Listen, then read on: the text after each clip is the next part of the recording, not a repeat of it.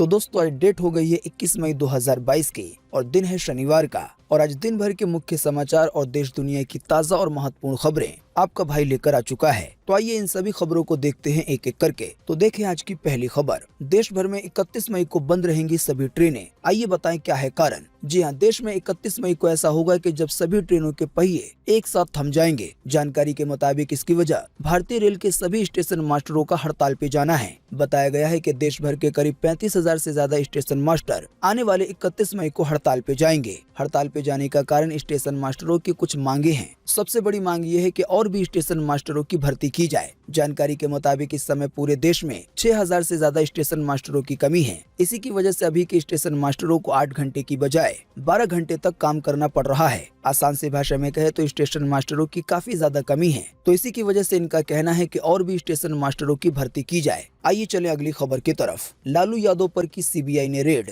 दिल्ली समेत 16 ठिकानों पे मारा छापा। नौकरी के बदले जमीन लेने पर लालू राबड़ी और 2 बेटियों पर की गई है दर्ज एफआईआर। जी हां, बिहार के पूर्व मुख्यमंत्री लालू प्रसाद यादव और उनके परिवार के 16 ठिकानों पे बीते शुक्रवार को सीबीआई ने छापेमारी की। जानकारी के मुताबिक इसी के कारण पटना में राबड़ी देवी के आवास पर आरजेडी कार्यकर्ताओं ने जमकर हंगामा किया। सीबीआई के खिलाफ नारेबाजी भी की, साथ ही अफसरों के साथ धक्का मुक्की की। जानकारी के मुताबिक रेलवे भर्ती बोर्ड के ग्रुप डी में हुई गड़बड़ी के मामले में ये कार्रवाई की गई है। आरोप यह है कि रेलवे में नौकरी देने के बदले 1 लाख स्क्वायर फीट से ज्यादा की जमीन उपहार में ली गई है लालू यादव और उनके परिवार वालों की तरफ से। साथ ही में ये भी बताया गया है कि रेलवे में नौकरी पाने वाले लोगों के घरों में भी सीबीआई ने छापा मारा। इसी कार्रवाई के तहत सीबीआई ने बीते शुक्रवार को लालू प्रसाद यादव, राबड़ी देवी, बेटी मीसा भारती और हेमा यादव समेत 15 लोगों पे केस दर्ज किया गया। अगली खबर में दोस्तों अपडेट है ट्रैफिक के नियमों को लेकर। देखें स्क्रीन पर। अब हेलमेट होने पर भी कट सकता है 2,000 रुपए का चालान। मोटरसाइकिल और स्कूटर चलाने वाले रहे सावधान। जी हां, नए ट्रैफिक नियम के अनुसार आपका हेलमेट पहनने के बावजूद 2,000 रुपए तक का चालान कट सकता है। जानकारी के मुताबिक ऐसा इसलिए होगा कि मोटरसाइकिल एक्ट के अनुसार मोटरसाइकिल या स्कूटर चलाते हुए अगर आपने हेलमेट पहनने के बावजूद उसकी स्ट्रिप नहीं बांधी है, यानी कि जो फीता होता है उसे नहीं बांधा है, तो आपका 1,000 रुपए तक का चालान कट सकता है। साथ ही अगर कोई आप ऐसा हेलमेट इस्तेमाल कर रहे हैं जो कि बिना बीएसआई मार्क वाला है, तब भी आपका 1,000 रुपए तक का चालान कट सकता है। यानी कि ऐसे में हेलमेट होने के बावजूद नए नियमों का पालन न करने के कारण 2,000 रुपए तक का चालान कट सकता है। मेरे दोस्तों, हमारा मकसद आपको ट्रैफिक नियमों को लेकर जानकारी देते हुए जागरूक करना है ताकि सड़क हादसों को भी रोका जा सके। तो आइए अब अगली खबर में देखें दुनिया के सबसे अमीर व्यक्ति को लेकर एक बड़ी खबर। एलन मस्क पे लगा यौन उत्पीड़न का आरोप। फ्लाइट अटेंडेंट को इरोटिक मसाज के बदले गिफ्ट का ऑफर दिया, साथ ही में चुप रहने के लिए लगभग 2 करोड़ रुपए दिए। जी हां, दुनिया के सबसे अमीर व्यक्ति यानी कि टेस्ला के सीईओ एलन मस्क पर उत्पीड़न का आरोप लगा है, यानी कि लड़की से छेड़छाड़ करने का। साथ ही बताया गया है कि इस मामले को दबाने के लिए एलन मस्क की कंपनी स्पेसएक्स ने फ्लाइट अटेंडेंट को $2,50,000 यानी कि लगभग 2 करोड़ रुपए देने की बात कही थी। जानकारी के मुताबिक ये यौन उत्पीड़न का मामला साल 2016 का है। बिजनेस इनसाइडर की तरफ से एक रिपोर्ट साझा की गई है, उसी में ये सारी जानकारी दी गई है। हालांकि एलन मस्क ने इस पूरे मामले को झूठा बताया। दोस्तों, अगली खबर का अपडेट है हीरो की इलेक्ट्रिक बाइक को लेकर। तो आइए देखें ये खबर।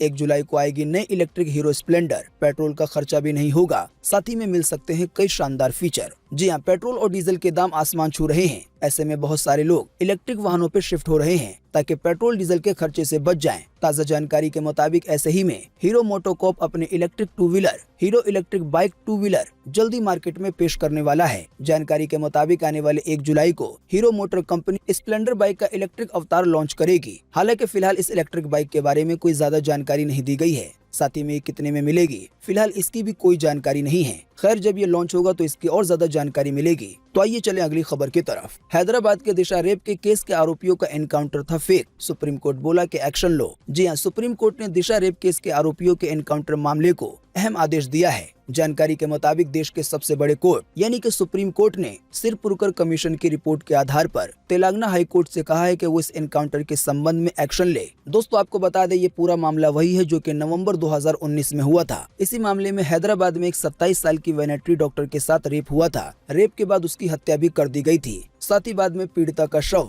शादनगर के एक पुल के नीचे जली हुई हालत में पाया गया था। घटना का पता चलने के बाद हैदराबाद पुलिस ने इस मामले में 4 आरोपियों को गिरफ्तार किया था, लेकिन आरोपियों की गिरफ्तारी के बाद खबर आई कि पुलिस ने इनका एनकाउंटर कर दिया है, जिसमें इनकी मौत हो गई है। तो इसी केस को लेकर ये खबर आई है कि पुलिस वालों ने जो एनकाउंटर किया वो असल में फेक एनकाउंटर था। इसी की वजह से एनकाउंटर में शामिल सभी 10 पुलिस अधिकारियों के खिलाफ हत्या की धारा मुकदमा चलाने की सिफारिश की गई है। दोस्तों अगली खबर में अपडेट है किसानों के लिए एक बड़ी खुशखबरी का। देखें अपनी स्क्रीन पर, सरकार ने दी बड़ी खुशखबरी। हरियाणा में कृषि यंत्रों की खरीद पर किसानों को 40 से 50% मिलेगा अनुदान। जी हां, हरियाणा सरकार ने किसानों के लिए अहम फैसला लिया है। जानकारी के मुताबिक यहाँ मशीनरीकरण योजना के तहत किसानों को अनुदान मिलेगा। बताया गया है कि इस योजना के तहत मशीनों पर सामान्य वर्ग के किसानों को 40%, जबकि SC और ST और महिला वर्ग के किसानों को 50% तक अनुदान दिया जाएगा। आसान सी भाषा में कहें तो हरियाणा के किसान खेती को लेकर जो भी मशीन वगैरह खरीदेंगे तो उसी मशीन की खरीद पे ये अनुदान दिया जाएगा, यानी कि मशीनों को खरीदने के लिए कुछ पैसे सरकार की तरफ से दिए जाएंगे।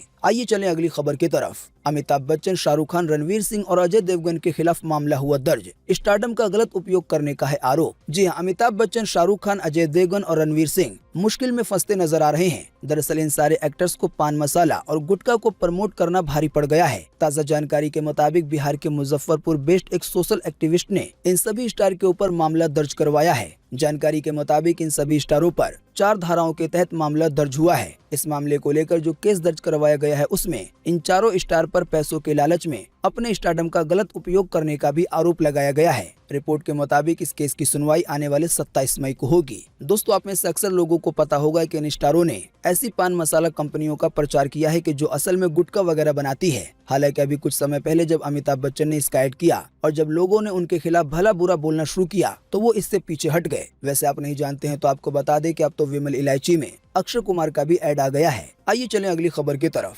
सुप्रीम कोर्ट ने ज्ञानवापी मस्जिद मामला जिला की अदालत को कर दिया है ट्रांसफर। साथ ही कहा है कि शिवलिंग क्षेत्र की सुरक्षा के साथ नमाज पढ़ना भी रहेगा जारी। जी हां, सुप्रीम कोर्ट ने ज्ञानवापी मस्जिद मामला वाराणसी के जिला अदालत को अब ट्रांसफर कर दिया है। सर्वोच्च अदालत यानी कि सुप्रीम कोर्ट ने अभी हाल ही में बीते शुक्रवार को ये आदेश दिया है कि कोई अनुभवी यानी कि कोई वरिष्ठ जज इस मामले की सुनवाई करे। हालांकि जब तक इस ज्ञानवापी मस्जिद को लेकर कोई नया फैसला नहीं आता तब तक सुप्रीम कोर्ट का फैसला जारी रहेगा, यानी कि जहां पे शिवलिंग मिलने का दावा किया गया है वो जगह सील रहेगी। हालांकि इसके साथ मस्जिद में नमाज भी होती रहेगी। साथ ही ये भी जानकारी आई है कि अब अदालत ने मामले की अगली सुनवाई गर्मी की छुट्टियों के बाद जुलाई के दूसरे हफ्ते में करने का फैसला किया है। दोस्तों अगला बड़ा अपडेट है सोनू सूद को लेकर। देखें अपनी स्क्रीन पर, बिहार के वायरल हुए बच्चे को पढ़ाने के नाम पर सोनू सूद पे लगा है धोखाधड़ी का आरोप। जानकारी के मुताबिक ये आरोप पप्पू यादव की तरफ से लगाया गया है। जी हां, बिहार के नालंदा का एक बच्चा जिसका नाम सोनू कुमार है वो इन दोनों सोशल मीडिया पे छाया हुआ है। सोशल मीडिया पे बिहार के बेटे सोनू कुमार का वीडियो वायरल हुआ था जिसमें वो बिहार के मुख्यमंत्री नीतीश कुमार से पढ़ाई की मदद की गुहार लगाता नजर आया था। वीडियो वायरल होने के बाद एक्टर सोनू सूद ने बच्चे की मदद का ऐलान किया था, जिसके बाद उन्होंने सोनू कुमार का स्कूल में एडमिशन करवा दिया। साथ ही में इसकी जानकारी भी साझा की। हालांकि इसी मामले में पूर्व सांसद पप्पू यादव ने ट्वीट करके आरोप लगाया है कि सोनू सूद कम से कम बच्चे के साथ तो फरेब ना करें। पप्पू यादव की तरफ से सोनू सूद पे यह आरोप लगाया गया है कि सोनू सूद ने सोनू कुमार का जिस स्कूल में एडमिशन करवाया है वो स्कूल बोर्ड जैसी किसी संस्था जैसे कि CBSE वगैरह से जुड़ा हुआ नहीं है। साथ ही स्कूल की कोई वेबसाइट भी नहीं है। इसके अलावा स्कूल में केवल 8वीं तक की पढ़ाई होती है। पप्पू यादव ने यहाँ तक के कहा कि वो अभिनेता होकर नेता की तरह ठगी कर रहे हैं। दोस्तों अगली खबर के बारे में बताने से पहले आपसे एक छोटी सी रिक्वेस्ट है कि इस वीडियो को लाइक कर दें और शेयर कर दें, क्योंकि जो आपका लाइक और शेयर करना है वो हमारी मेहनत का फल होता है। साथ ही अभी तक अगर आपने हमारे इस चैनल सब कुछ सीखो जानो को सब्सक्राइब नहीं किया है तो सब्सक्राइब करके बेल के आइकन को दबाएं। अगर आप रोजाना के मुख्य समाचार, ताज़ा खबरें और सरकारी खबरें जल्द से जल्द देखना चाहते हैं तो हमारे इस चैनल को सब्सक्राइब जरूर करें। दोस्तों अगली बड़ी खबर है PM मोदी सरकार के एक बड़े फैसले को लेकर। देखें अपनी स्क्रीन पर, कर्मचारियों की न्यूनतम बेसिक सैलरी 18,000 रूपए से बढ़कर हो सकती है 26,000 रूपए। आइए बताएं अधिक जानकारी। जी हां, केंद्र सरकार के कर्मचारी लंबे समय से फिटमेंट फैक्टर बढ़ाने की मांग कर रहे हैं। जानकारी के मुताबिक अब उन्हें जल्दी इससे जुड़ी कोई अच्छी खबर सुनने को मिल सकती है। मीडिया रिपोर्ट के मुताबिक फिटमेंट फैक्टर पर अगली कैबिनेट की बैठक में चर्चा हो सकती है। बताया गया है कि अगर मोदी सरकार इसे हरी झंडी दे देगी तो केंद्रीय सरकारी कर्मचारियों की जो सबसे कम सैलरी 18,000 रूपए है वो 26,000 रूपए तक पहुँच सकती है। प्रधानमंत्री मोदी के फैसले से जुड़ी देखें एक और बड़ी खबर अपनी स्क्रीन पर। 75 जिलों में डिजिटल बैंकिंग यूनिट शुरू होगी। इससे कैश से जुड़े ट्रांजैक्शन नहीं कर पाएंगे। तो दोस्तों आइए बताएं आखिर क्या है डिजिटल बैंकिंग यूनिट। जी हाँ, प्रधानमंत्री नरेंद्र मोदी देश की आजादी के 75 साल पूरे होने पर देश के 75 जिलों में 75 डिजिटल बैंकिंग यूनिट का उद्घाटन करेंगे। जानकारी के मुताबिक इसे आने वाले 15 अगस्त को लॉन्च किया जा सकता है। बताया गया है कि ये यूनिट पूरी तरह से पेपरलेस होंगी। जानकारी के मुताबिक इस बैंकिंग यूनिट के जरिए सभी तरह का डिजिटल काम किया जाएगा। हालांकि ये डिजिटल होने के बावजूद भी फिजिकल रूप से मौजूद रहेगी। इसमें आप जा भी सकेंगे। और ज्यादा आसान सी भाषा में समझाने के लिए कहें तो ये एक बैंक की तरह हो सकता है। हालांकि यहाँ पे कैश वाला कोई भी काम नहीं होगा। इंटरनेट बैंकिंग के जरिए आपको जो भी सुविधाएं ऑनलाइन दी जाती हैं, वो सभी सुविधाएं आपको इस बैंकिंग यूनिट में मिल सकेंगी। दोस्तों, अगली बड़ी खबर है 31 मई तक बैंक खाते में जरूर रखें 342 रुपए, वरना हो सकता है 4 लाख रुपए का नुकसान। जी हाँ, अगर आपने प्रधानमंत्री जीवन ज्योति बीमा योजना और प्रधानमंत्री सुरक्षा बीमा योजना लिया है तो ये खबर आपके लिए बेहद ही जरूरी है। जानकारी के मुताबिक इन दोनों ही योजना को रिन्यू करने की आखिरी तारीख 31 मई 2022 है। ऐसे में आपको अपने बैंक खाते में कम से कम 342 रुपए रखने पड़ेंगे, क्योंकि ये 342 रुपए इसी योजना के तहत कट जाएंगे।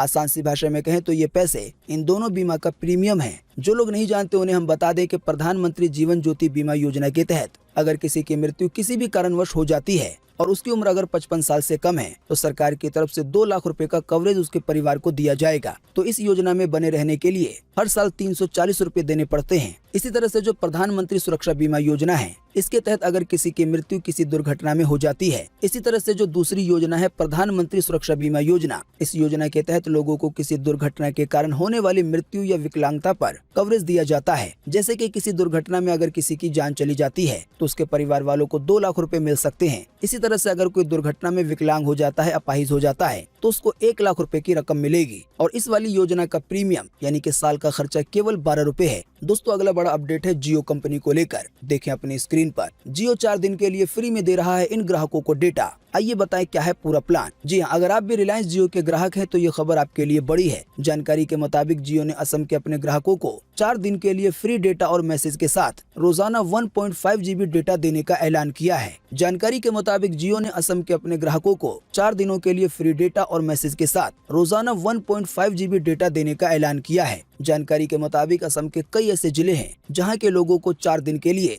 जियो की तरफ से ये फ्री सर्विस मिलने वाली है। आपको बता दें कि असम में बारिश के बाद आई भयंकर बाढ़ के बाद जियो ने ये फैसला लिया है। तो कहीं स्टेशन पे खड़ी ट्रेन पलट गई, तो इसी बाढ़ की जानकारी देखे अगली खबर में कि कहीं पुल बह गया, कि कहीं पूरा पुल बह गया, तो कहीं स्टेशन पे खड़ी ट्रेन पलट गई। 10 तस्वीरों में देखें बाढ़ का रौद्र रूप। जी हाँ, असम में मूसलाधार बारिश से कम 10 लोगों की मौत हो गई है। जानकारी के मुताबिक यहाँ 6 लाख से ज्यादा लोग बाढ़ की वजह से प्रभावित हुए हैं। हालत यह है कि कहीं स्टेशन पे खड़ी ट्रेनें पलट गई हैं, तो कहीं देखते ही देखते आंखों के सामने एक पूरा लोहे का पुल पानी में बह गया। जानकारी के मुताबिक भारी बारिश की वजह से, साथ ही जानकारी के मुताबिक कई जगहों पे भूस्खलन यानी कि जमीन धंसने की घटनाएं हुई। बताया गया है कि इस भयंकर बाढ़ के कारण 1413 गांव बुरी तरह से प्रभावित हैं। 80,000 से ज्यादा लोगों ने राहत केंद्रों में शरण ली है, यानी कि कई लोगों का घर भी पूरी तरह से बर्बाद हो गया है। इससे जुड़ी कुछ तस्वीरें आप अपनी स्क्रीन पर देख पा रहे होंगे। तो दोस्तों, इसी भयंकर तबाही को देखते हुए जियो ने ये फैसला लिया है कि यहाँ के कई जिले के लोगों को 4 दिन के लिए जियो की तरफ से फ्री में सर्विस दी जाएगी। दोस्तों, अगली खबर के बारे में बताने से पहले आपके लिए एक बड़ा सर्वे और एक बड़ा सवाल। अगर आप इसमें हिस्सा लेंगे और इसका जवाब देंगे तो इससे काफी कुछ पता चलेगा। दोस्तों, जैसा कि अभी हमने आपको बताया कि अमिताभ बच्चन, शाहरुख खान, अजय देवगन, साथ ही में रणवीर सिंह पर 4 धाराओं के तहत एक मामला दर्ज किया गया है। और ये मामला इसलिए दर्ज हुआ है कि ये लोग ऐसे पान मसाला कंपनियों का ऐड करते हैं जो कि असल में गुटखा भी बनाती है। तो जो मामला दर्ज किया गया है उसका आने वाले दिनों में जो होगा सो होगा। लेकिन दोस्तों, इसी के बीच आपको इसी वीडियो के नीचे कमेंट बॉक्स में कमेंट करके बताना है कि इन बड़े बड़े स्टारों की तरफ से जो इस तरह के ऐड किए जाते हैं, यानी कि गुटखा या तंबाकू बेचने वाले कंपनियों के ऐड किए जाते हैं, तो ये आपकी पर्सनल राय के हिसाब से सही है या गलत।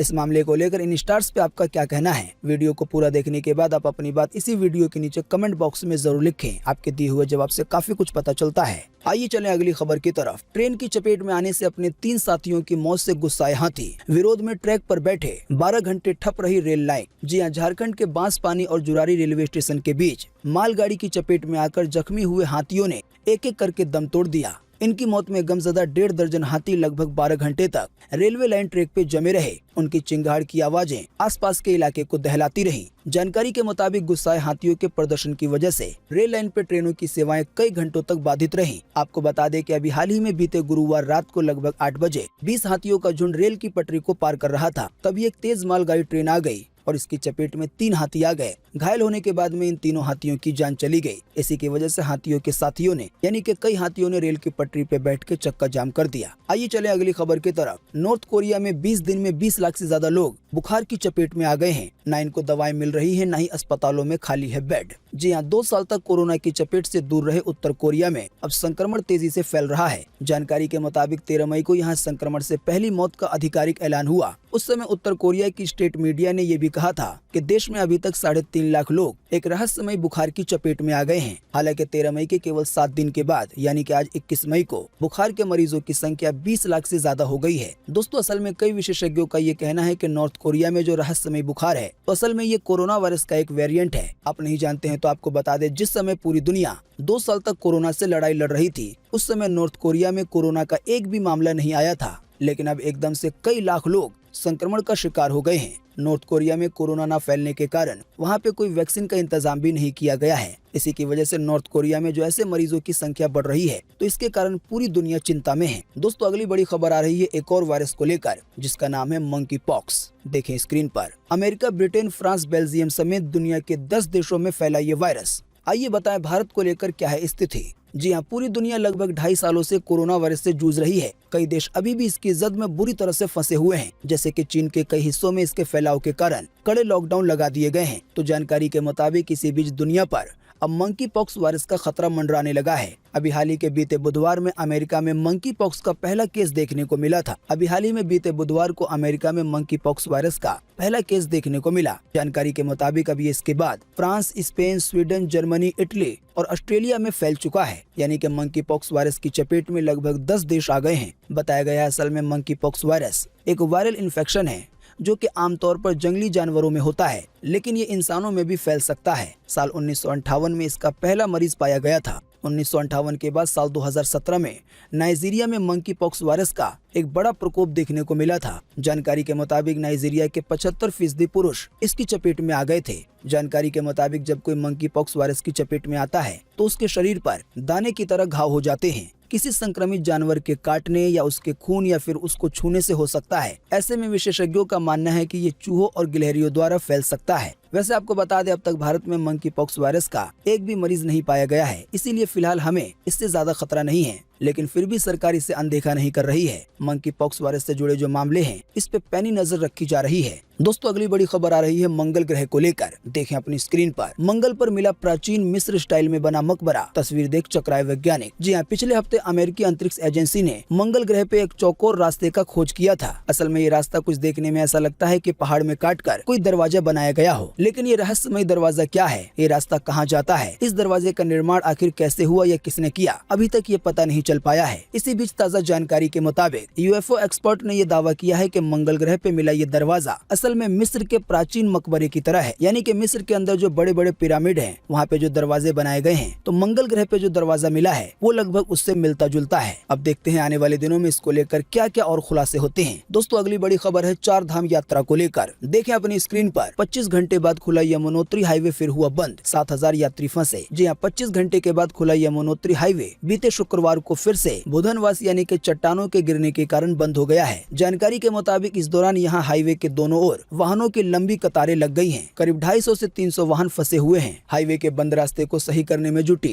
एनएच की टीम ने छोटे वाहनों को बमुश्किल निकाला। हालांकि जो बड़े वाहन हैं उनकी आवाजाही फिलहाल पूरी तरह से रुक गई है। बताया गया है इसी की वजह से 7000 यात्री फंस गए हैं अपनी गाड़ियों में। दोस्तों, उम्मीद करते हैं जल्दी ये सब कुछ सही हो जाए। दोस्तों, अगली बड़ी खबर आ रही है वेदर स्टेशन को लेकर। माउंट एवरेस्ट पे स्थापित किया गया दुनिया का सबसे ऊंचा वेदर स्टेशन। आइए बताएं इसकी अधिक जानकारी। जी हाँ, हम जिस बात की कल्पना सपने में भी नहीं कर सकते वो वैज्ञानिकों ने संभव कर दिखाया है। जानकारी के मुताबिक नेशनल जियोग्राफिक सोसाइटी के विशेषज्ञों की टीम ने माउंट एवरेस्ट पे, जिसकी ऊंचाई 8830 मीटर है, उस पे दुनिया का सबसे ऊंचा मौसम स्टेशन स्थापित कर दिया है। नेपाल मीडिया द्वारा दी गई जानकारी के अनुसार दुनिया भर में सबसे ऊंचाई पर स्थापित किए गए इस मौसम स्टेशन से कई तरह के मौसम संबंधी घटनाओं को काफी आसानी से मापा जा सकेगा। दोस्तों, अगली बड़ी खबर आ रही है वेदर स्टेशन को लेकर। माउंट एवरेस्ट पे स्थापित किया गया दुनिया का सबसे ऊंचा वेदर स्टेशन। आइए बताएं इसकी अधिक जानकारी। जी हाँ, हम जिस बात की कल्पना सपने में भी नहीं कर सकते वो वैज्ञानिकों ने संभव कर दिखाया है। जानकारी के मुताबिक नेशनल जियोग्राफिक सोसाइटी के विशेषज्ञों की टीम ने माउंट एवरेस्ट पे, जिसकी ऊंचाई 8830 मीटर है, उस पे दुनिया का सबसे ऊंचा मौसम स्टेशन स्थापित कर दिया है। नेपाल मीडिया द्वारा दी गई जानकारी के अनुसार अनुसार दुनिया भर में सबसे ऊंचाई पर स्थापित किए गए इस मौसम स्टेशन से कई तरह के मौसम संबंधी घटनाओं को काफी आसानी से मापा जा सकेगा। ठीक है, तो आइए चलते हैं अगली खबर की तरफ। मकान बनाने वालों के लिए बड़ी खुशखबरी, लगातार घट रहे हैं सरिये के दाम। जी हाँ, करीब पिछले 15 दिनों से सरिये की कीमतों में गिरावट आ रही है। हालांकि बढ़ती कीमतों के बीच आड़े आ रही इस मंदी ने कारोबारियों की कमर तोड़ दी है। बाजार के सभी व्यापारियों ने स्टॉक भरना बंद कर दिया है। खास बात यह है कि कीमत पे गिरावट के बावजूद भी बाजार में मांग घटती जा रही है, यानी कि सरिये के दाम गिरने के कारण व्यापारियों को तो नुकसान हो रहा है, लेकिन जो घर बनाने वाले हैं उनका फायदा हो सकता है। बताया गया है कि अभी हाल ही में अप्रैल के महीने में प्रति टन सरिया 76,000 रुपए का मिल रहा था, जो कि इस मई के शुरू में 61,525 रुपए प्रति टन पे पहुंच गया, यानी कि इतना सस्ता हो गया। तो चलिए अब चले अगली खबर की तरफ। भारत से 1600 टन गेहूं लेकर बांग्लादेश जा रहा मालवाहक जहाज नदी में डूबा। आइए बताएं क्या है पूरा मामला। जी हाँ, भारत से 1600 टन गेहूं लेकर आ रहा हल्का मालवाहक जहाज बंगाल की खाड़ी के मुहाने पर मेघानी नदी में पूरी तरह से डूब गया है। अधिकारियों ने अभी हाल ही में बताया था कि जहाज तलहटी में टकराने की वजह से बुरी तरह से क्षतिग्रस्त हुआ है। जानकारी के मुताबिक ये जहाज भारत से 1600 टन गेहूं लेकर आटा के मिल में जा रहा था, फिर इसी दौरान ये हादसा हो गया। जाहिर सी बात ये दुर्घटना ऐसे वक्त में हुई है जब गेहूं की कीमतें काफी ज्यादा बढ़ रही हैं, पैदावार कम होने के कारण। अब जो होनी हो गई है तो उससे क्या कर सकते हैं। तो आइए हम चलें अगली खबर की तरफ। नवजोत सिंह सिद्धू ने कोर्ट में किया सरेंडर, पटियाला जेल में बंद किए गए। रोड रेस केस में काटेंगे 1 साल की कैद। जी हाँ, रोड रेस केस में पंजाब कांग्रेस के पूर्व प्रधान यानी कि नवजोत सिंह सिद्धू ने पटियाला कोर्ट में सरेंडर कर दिया है। वो साथ में कपड़ों से भरा एक बैग भी लेकर जेल में पहुंचे। जानकारी के मुताबिक कोर्ट में सिद्धू के सरेंडर करने की कागजी कार्रवाई पूरी हो गई है। जेल में डालने से पहले सिद्धू का माता कौशल्या अस्पताल में मेडिकल करवाया गया। जानकारी के मुताबिक सभी तरह की कार्रवाई होने के बाद पुलिस उन्हें पटियाला सेंट्रल जेल लेकर पहुंची। आपको बता दें, ये वही जेल है जहां सिद्धू के कट्टर विरोधी विक्रम मजीठिया भी ड्रग्स के केस में बंद हैं। दोस्तों, ये भी एक किस्मत का इत्तेफाक हुआ है कि जिस दिन सिद्धू जेल में पहुंचे हैं उसी दिन सपा नेता यानी कि 20 मई को आजम खान बाहर आए 27 महीने की जेल काटकर। तो देखें इससे जुड़ी ये खबर कि 27 महीने बाद आजम हुए आजाद। जी हाँ, 27 महीने के बाद सीतापुर जेल से रिहाई मिलने के बाद विधायक आजम खान रामपुर में अपने घर पहुंच गए। उन्होंने यहाँ मीडिया के सामने इशारों में अखिलेश यादव पे बड़ा हमला किया। आजम खान ने कहा कि मुझे अपने ही लोगों ने बर्बाद किया। साथ ही आजम खान ने कहा कि जेल में बयान लेने आए दरोगा ने मुझको सावधान रहने के लिए कहा है। आजम खान के मुताबिक दरोगा ने कहा है कि जमानत मिलने के बाद जब बाहर जाएं तो सावधान रहें, क्योंकि आपका इनकाउंटर किया जा सकता है। दोस्तों, अगली बड़ी खबर में अपडेट है 4 धाम की यात्रा को लेकर। देखें अपनी स्क्रीन पर कि 4 धाम यात्रा के लिए 1 सप्ताह के लिए ऑफलाइन पंजीकरण पूरी तरह से हो गया है बंद। खुलने के बाद हफ्ते बाद की मिलेगी बुकिंग। जी हाँ, 4 धाम यात्रा के लिए 25 मई तक स्लॉट बुक होने के कारण पर्यटन विभाग ने 1 सप्ताह तक के लिए ऑफलाइन पंजीकरण पूरी तरह से बंद कर दिया है। साथ ही बताया गया है कि 25 मई के बाद जो भी यात्री ऑफलाइन पंजीकरण कराएंगे उनकी बुकिंग 1 हफ्ते से ज्यादा की बात की नहीं हो पाएगी। आसान सी भाषा में कहें तो 4 धाम यात्रा के लिए 25 मई के बाद जब भी ऑफलाइन पंजीकरण कराया जाएगा तो 1 हफ्ते के अंदर की ही डेट लेनी पड़ेगी। फिलहाल अभी तक ये चला आ रहा था कि कोई भी अपनी मर्जी से कोई भी डेट चुन ले रहा था 4 धाम की यात्रा के लिए। बताया गया है कि 4 धाम यात्रा के लिए इस बार 17 लाख से ज्यादा लोगों ने रजिस्ट्रेशन करवाया है, जबकि 6.5 लाख श्रद्धालु दर्शन करके जा चुके हैं। जाहिर बात है दोस्तों, ये एक बड़ा आंकड़ा है। दोस्तों, अगली बड़ी खबर आ रही है मौसम विभाग को लेकर। आज 21 मई के लिए मौसम विभाग की तरफ से जारी किया गया है पूर्वानुमान पूरे देश के लिए। जी हाँ, अगले 24 घंटे के दौरान यानी कि आज 21 मई को अंडमान और निकोबार द्वीप समूह में, असम के कुछ हिस्सों में, मेघालय में, उप हिमालय पश्चिम बंगाल में, सिक्किम में, तटीय कर्नाटका में, दक्षिण आंतरिक कर्नाटका में हल्की से मध्यम बारिश हो सकती है। हालांकि कुछ स्थानों पे इन जगहों पे भारी बारिश की भी चेतावनी जारी की गई है। इसके अलावा जम्मू कश्मीर में, गिलगित बल्टिस्तान में, मुजफ्फराबाद में, हिमाचल प्रदेश में, उत्तराखंड के कुछ हिस्सों में, तमिलनाडु के केरल भागों में, इसके अलावा बिहार के भी कुछ हिस्सों में, साथ ही में रॉयल सीमा में भी आज हल्की से मध्यम बारिश की संभावना है। इसके अलावा पूर्वी उत्तर प्रदेश, उत्तरी छत्तीसगढ़ के कुछ हिस्सों में, इसके अलावा आंतरिक उड़ीसा में, कोंकण में, गोवा में और तटीय आंध्र प्रदेश में भी आज हल्की बारिश की संभावना है। इसके अलावा हरियाणा में, उत्तरी राजस्थान में, दिल्ली के भी कुछ हिस्सों में गरज के साथ छींटे पड़ सकते हैं, यानी कि हल्की से भी हल्की बारिश हो सकती है। साथ ही बताया गया है इसी दौरान धूल भरी हवाएं भी चल सकती हैं, आंधी भी आ सकती है। हालांकि इन थोड़ी बहुत बारिश के बावजूद पूर्वी राजस्थान में, मध्य प्रदेश में, उत्तर प्रदेश में, दक्षिण पंजाब में, दक्षिण हरियाणा में और दिल्ली एनसीआर के 1-2 हिस्सों में लू चलने की संभावना है। आसान सी भाषा में कहें तो बारिश होने के बावजूद भी लोगों को धूप से बचना होगा। आइए चले अगली खबर की तरफ। आने वाले दिनों में लखनऊ का नया नाम हो सकता है लक्ष्मणपुरी। लोगों के मनों में है सवाल कि क्या सच में बदल जाएगा नाम। जी हाँ, इसी हफ्ते सोमवार को यूपी के सीएम यानी कि योगी आदित्यनाथ के एक ट्वीट ने लखनऊ के नाम बदलने की चर्चा को जोर दे दिया। दरअसल उन्होंने प्रधानमंत्री नरेंद्र मोदी को लखनऊ आने पे एक ट्वीट किया था। इसी के बाद इस ट्वीट को लेकर ट्विटर पे कई ट्रेंड वायरल हो गए। इसी ट्वीट को लेकर ये आशंका जताई जाने लगी कि जल्दी लखनऊ का नाम बदल के यूपी सरकार लक्ष्मणपुरी कर सकती है। हालांकि जो लोग नहीं जानते उन्हें हम बता दें कि फिलहाल इसके नाम बदलने पर कोई अधिक जानकारी नहीं आई है। फिलहाल लोगों की तरफ से ये केवल कयास यानी कि अंदाजे लगाए जा रहे हैं। हालांकि ऐसा भी नहीं है कि आने वाले दिनों में लखनऊ का नाम नहीं बदल सकता। हमने इससे पहले देखा है कि इलाहाबाद का नाम बदलकर प्रयागराज कर दिया, फैजाबाद जिले का नाम बदल के अयोध्या कर दिया गया। तो अगर यूपी सरकार चाहे तो आने वाले दिनों में ये मुमकिन हो सकता है कि लखनऊ का नाम बदलकर लक्ष्मणपुरी कर दिया जाए। हालांकि फिलहाल के समय तक कोई आधिकारिक पुष्टि नहीं है।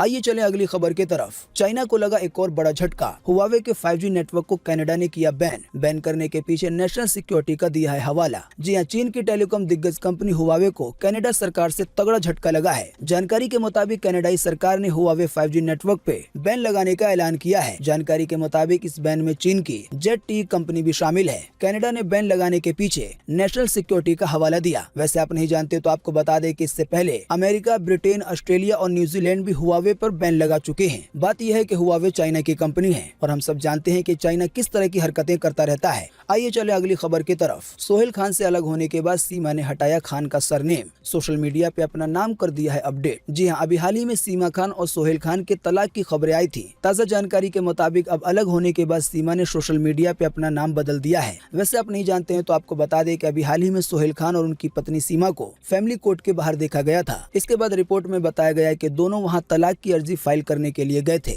और अब सीमा ने खान सरनेम हटाकर तलाक की बात की लगभग पुष्टि कर दी है। आइए चले अगली खबर की तरफ। दर्शकों को बांध के रखने में फेल हुई कंगना रनौत की नई फिल्म धाकड़। साथ ही बताया गया कि कंगना की एक्टिंग भी लगी एवरेज। भास्कर.com पे बताया गया कि मिले हैं केवल 2 स्टार। जी हाँ, कंगना रनौत की नई फिल्म धाकड़ रिलीज हो चुकी है। रजनीश घई के निर्देशन में बनी इस फिल्म में कंगना के साथ अर्जुन रामपाल समेत दिव्या दत्ता भी अहम किरदारों में है। हालांकि ताज़ा जानकारी के मुताबिक फिल्म के रिलीज के बाद फिल्म को अच्छा रिस्पॉन्स नहीं मिल रहा है। जैसा कि हमने आपको बताया कि फिल्म को 5 स्टार में से केवल 2 स्टार की रेटिंग मिली है। इसी फिल्म को लेकर देखें एक और बड़ी खबर के रिलीज के चंद घंटे के बाद लीक हुई धाकड़ और भूल भुलैया 2 HD में डाउनलोड करके देख रहे हैं लोग। जी हाँ, हिंदी सिनेमा की 2 फिल्में बीते रोज 20 मई को सिनेमा घरों में रिलीज हुई। पहली थी कंगना की फिल्म धाकड़ और दूसरी फिल्म थी भूल भुलैया 2। जानकारी के मुताबिक फिल्म रिलीज होने के कुछ ही देर के बाद मेकर्स के लिए एक बुरी खबर सामने आने लगी कि दोनों फिल्में रिलीज होने के चंद घंटे के बाद ही लीक हो गई है। यानी कि बहुत सारे लोग इन दोनों ही फिल्मों को इंटरनेट से डाउनलोड करके देखने लगे हैं। आइए चले अगली खबर की तरफ। होटल बुकिंग की सर्विस देने वाला ओयो का आया नया ऑफर। 5 दिन तक लगातार स्टे करने पर छठे दिन मिलेगा फ्री में स्टे। साथ ही में बुकिंग पर मिलेगा 10% का डिस्काउंट। जी हाँ, देश की जानी मानी हॉस्पिटैलिटी कंपनी यानी कि ओयो रूम अपने रेगुलर कस्टमर के लिए एक ऑफर लेकर आई है। जानकारी के मुताबिक अगर कोई ग्राहक लगातार 5 दिन तक उनके होटलों में स्टे करता है तो छठे दिन उसे फ्री में स्टे करने का बेनिफिट मिलेगा। यानी कि वो होटल में रहेगा 6 दिन लेकिन 5 दिन के पैसे देने होंगे। हालांकि कंपनी ने कहा है कि ओयो के लॉयल्टी प्रोग्राम विजिट के तहत इस ऑफर का बेनिफिट सिर्फ गोल्ड कस्टमर उठा पाएंगे। ज्यादा जानकारी के लिए ओयो की वेबसाइट को विजिट किया जा सकता है। दोस्तों, अगली बड़ी खबर आ रही है एक हादसे को लेकर, जो कि फिर दिल्ली में आग लगने को लेकर है। दिल्ली के झंडेवालान की साइकिल मार्केट में लगी भयंकर आग। फायर ब्रिगेड की 27 गाड़ियां मौके पर पहुंची। जी हां, राजधानी दिल्ली के झंडेवाल स्थित साइकिल मार्केट में बीते रोज आग लग गई। जानकारी के मुताबिक बीते शुक्रवार दोपहर लगी इस आग की चपेट में कई दुकानें आई। आग की सूचना मिलने पर दमकल विभाग की 27 गाड़ियां मौके पे पहुंच गई और कई घंटों की मशक्कत के बाद आखिरकार आग को काबू कर लिया गया। हालांकि इस आग लगने में कितनी संपत्ति का नुकसान हुआ है फिलहाल इसकी जानकारी नहीं आई है। साथ ही इस हादसे में अभी तक किसी की जन हानि की भी खबर नहीं है, यानी कि कोई घायल हुआ हो या किसी की मौत हुई हो। तो आइए चले अगली खबर की तरफ। शैलेश लोढ़ा ने तारक मेहता का उल्टा चश्मा को अलविदा बोल नए शो की शूटिंग शुरू की। जल्दी एक नए शो में होस्ट की भूमिका में नजर आएंगे। जी हाँ, तारक मेहता का उल्टा चश्मा शो में तारक मेहता की भूमिका निभाने वाले शैलेश लोढ़ा ने सीरियल को छोड़ दिया है। जानकारी के मुताबिक वो पिछले 1 महीने से इस शो की शूटिंग नहीं कर रहे हैं, पर अब उनके बारे में एक नई बात सामने आई है कि वो पिछले 1 हफ्ते से मुंबई में एक नए शो की शूटिंग कर रहे हैं। रिपोर्ट के मुताबिक ये शो पोएट्री यानी कि शायरी वगैरह से जुड़ी हुई है और जल्दी आने वाले दिनों में लोगों को देखने को मिलेगी शेमारू की तरफ से। आइए चले अगली खबर की तरफ।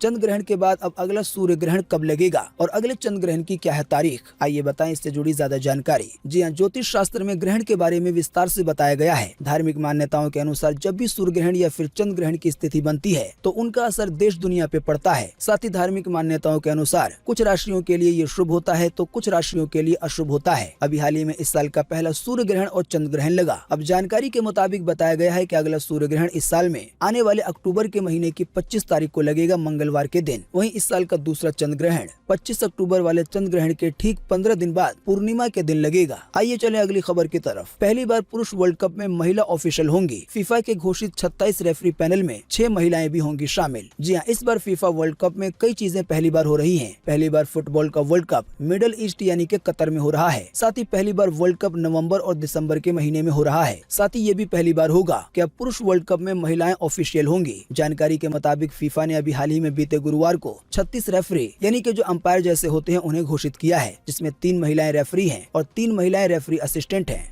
जानकारी के मुताबिक इस बार फीफा वर्ल्ड कप फुटबॉल का आयोजन 21 नवंबर से 18 दिसंबर के बीच किया जाएगा। आइए चले अगली खबर की तरफ। रिकॉर्ड निचले स्तर पे आया रुपया। डॉलर के मुकाबले रुपया 10 पैसे कमजोर होकर 77 रुपए 72 पैसे पे पहुंचा। आने वाले दिनों में 79 रुपए तक जा सकता है। जी हाँ, डॉलर के मुकाबले रुपया बीते गुरुवार को अभी हाल ही में रिकॉर्ड निचले स्तर पे पहुँच गया। जानकारी के मुताबिक ये 10 पैसे कमजोर होकर 77 रुपए 72 पैसे पे बंद हुआ। आसान सी भाषा में कहें तो अभी $1 लेने के लिए 77 रुपए 72 पैसे देने होंगे। साथ ही एक और आशंका जताई गई है कि आने वाले दिनों में जल्द ही रुपया और ज्यादा कमजोर होकर डॉलर के मुकाबले में 79 रुपए तक जा सकता है। दोस्तों, अगली बड़ी खबर आ रही है आईपीएल के मैच के अपडेट को लेकर। देखें अपनी स्क्रीन पर। मोइन पर भारी पड़ी अश्विनी की पारी। राजस्थान रॉयल ने चेन्नई को हराया। जी हाँ, राजस्थान रॉयल्स ने रोमांचक मुकाबले में चेन्नई सुपर किंग को बीते रोज के आईपीएल मैच में 5 विकेट से हरा दिया। राजस्थान की टीम इस जीत के साथ अंक तालिका में दूसरे स्थान पे पहुंच गई है और अब उनका सामना पहले क्वालिफायर में गुजरात टाइटंस से होगा। आईपीएल देखने के शौकीनों को बता दें कि आईपीएल का एक और मैच खेला जाएगा आज शाम के 7:30 बजे, जिसमें आमने सामने होंगे मुंबई इंडियंस और दिल्ली कैपिटल। खेल जगत से जुड़ी एक और खबर देखें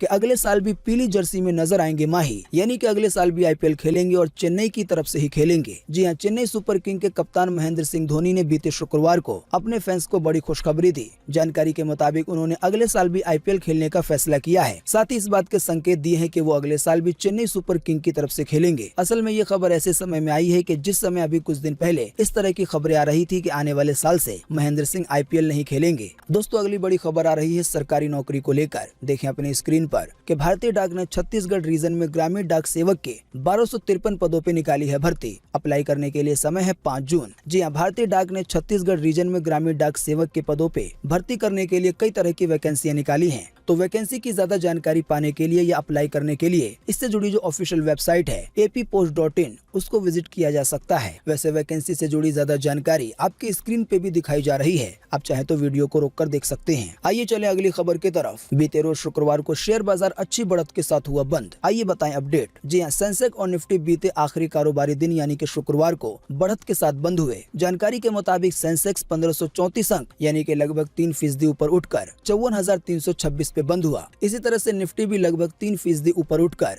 16,266 रुपए 15 पैसे पे बंद हुआ। बीते शुक्रवार को लगभग 2400 से ज्यादा शेयरों में तेजी देखी गई, वहीं 801 शेयरों में गिरावट देखने को मिली। आइए चले अगली खबर की तरफ। श्रीलंका में बेलगाम महंगाई 30% के रिकॉर्ड स्तर पे पहुंची। अब रेटिंग देने वाली एजेंसी फिच ने श्रीलंका को डिफॉल्ट कैटेगरी में डाला। जी हां, 30 दिन की छूट के बावजूद भी अंतर्राष्ट्रीय सॉवरेन बॉन्ड के भुगतान करने में चूकने के कारण न्यूयॉर्क स्थित रेटिंग एजेंसी फिच ने श्रीलंका देश को डिफॉल्ट में डाउनग्रेड कर दिया है। आपको बता दें, ये इतिहास में पहली बार हुआ है कि श्रीलंका ने जो कर्जा लिया है उसको चुकाने की जो किस्तें हैं उसमें नाकाम हुआ हो। वैसे आप नहीं जानते हैं तो आपको बता दें, अभी श्रीलंका में भयंकर आर्थिक संकट आया हुआ है। जानकारी के मुताबिक ये आर्थिक संकट ऐसा है कि सरकार के पास भी पैसे खत्म हो गए हैं। साथ ही देश के अंदर जो खाने पीने की चीजें हैं वो लगभग 40% तक महंगी हो गई हैं। यानी कि अगर कोई सामान पहले 100 रुपए में मिलता होगा तो उसका दाम 140 रुपए इससे भी ज्यादा हो गया है। आइए दोस्तों, अगली खबर में आपको बताते हैं सोने चांदी का ताजा अपडेट। बीते शुक्रवार को सोने चांदी के दामों में फिर देखने को मिला थोड़ा सा उछाल। आइए बता दें ताजा भाव। जी हां, बीते शुक्रवार को सोने के दाम में 0.66% की तेजी देखने को मिली। इस तेजी के बाद अब 10 ग्राम सोने की कीमत 50,551 रुपए हो गई है। वहीं अगर बात की जाए चांदी के दामों की तो चांदी के दाम में 1.42% की तेजी देखने को मिली। इस तेजी के बाद अब 1 किलो चांदी की कीमत